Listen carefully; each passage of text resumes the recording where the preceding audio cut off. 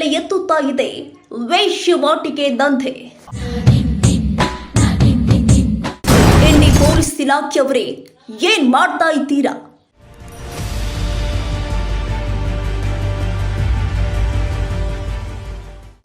ವಿಜಯಪುರ ಜಿಲ್ಲೆಯ ಇಂಡಿ ಪೊಲೀಸ್ ಠಾಣೆ ವ್ಯಾಪ್ತಿಯಲ್ಲಿ ವೇಶ್ಯವಾಟಿಕೆ ದಂಧೆ.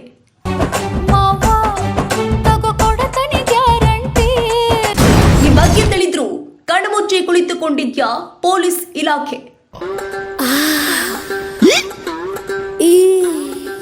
ಬಂಜಾರ ಲಾಡ್ಜ್ನಲ್ಲಿ ಹಾಡ ಹಗಲಿ ರಾಜರೋಷವಾಗಿ ನಡೀತಾ ಇದೆ ವೇಶ್ಯವಾಟಿಕೆ ದಂಧೆ.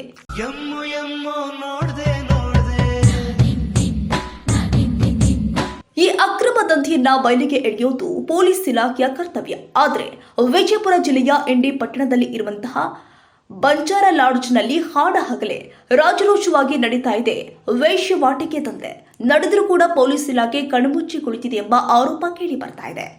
ಇಂಡಿ ಪಟ್ಟಣದಲ್ಲಿ ನಡೀತಾ ಇರುವ ಅಕ್ರಮ ದಂಧೆ ಜೊತೆ ಪೊಲೀಸ್ ಇಲಾಖೆಯವರು ಶಾಮೀಲಾಗಿದ್ದಾರೆ ಎಂಬ ಅನುಮಾನ ಕೂಡ ಮೂಡಿದೆ.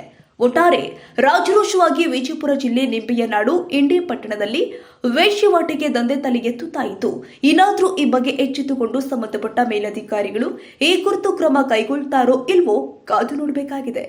ವರ್ಧನ್ ಟೈಮ್ಸ್, ವಿಜಯಪುರ.